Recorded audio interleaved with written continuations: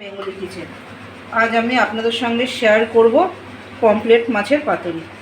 এই মাছগুলো ভালো করে ধুয়ে নিয়েছি আর একটু হলুদ মাখিয়ে নিচ্ছি, একটু নুনও দিয়ে দিচ্ছি।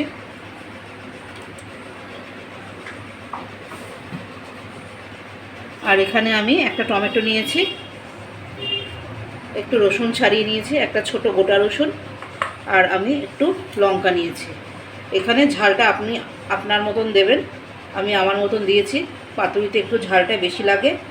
আর আমি দুটো মিডিয়াম সাইজের আলু কেটে নিয়েছি। এখানে 500 গ্রাম পমফ্রেট মাছ আছে।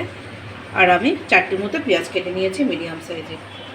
আমি প্রথমে এই নুন হলুদ দিয়ে মাছটাকে মাখিয়ে রাখবো, তাহলে মাছের ভেতরে ভালো করে নুন হলুদটা ঢুকবে।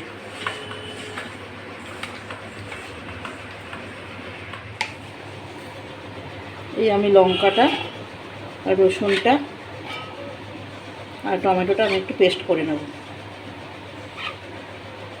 আর আলু আর পেঁয়াজটা আমি কুচোনোই দেবো, এটা একটু পেস্ট করে নেব।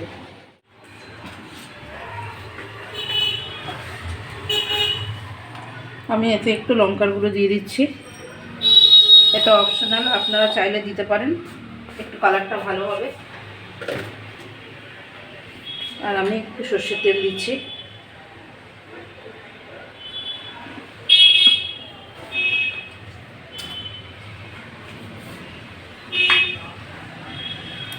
আর এই আলু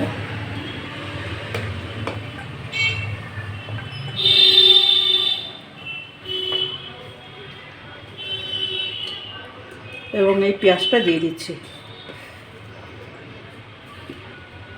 আপনারা চাইলে আলু ছাড়াও করতে পারেন, কিন্তু আলুটা দিলে মাছ থেকে যে জলটা বেরোবে সেই জলটা আলুতে অ্যাবজর্ব করে নেবে।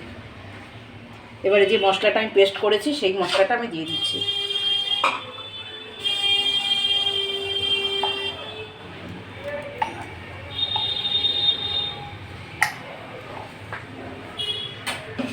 এবার আমি সব কিছু দিয়ে ভালো করে মেখে নেব।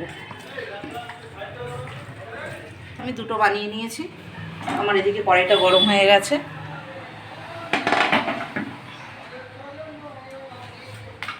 আমি এগুলো বসিয়ে দিচ্ছি। একটু বেঁধে দিলে উল্টাতে খুব সুবিধা হয়। আমার কড়াইতে দুটো করে ধরবে, আমি দুটো করে করব। দেখুন বন্ধুরা, এই যে আমার পাতুরিটা হয়ে গেছে। এমনই দারুণ দারুণ রান্না শেখার জন্য আমার চ্যানেলটিকে সাবস্ক্রাইব করুন এবং লাইক করুন, যাতে সবার প্রথমে আমার এই ভিডিওটি আপনাদের কাছে এসে পৌঁছায়। দয়া করে সাবস্ক্রাইব করতে ভুলবেন না। এতক্ষণ আমার সঙ্গে থাকার জন্য ধন্যবাদ।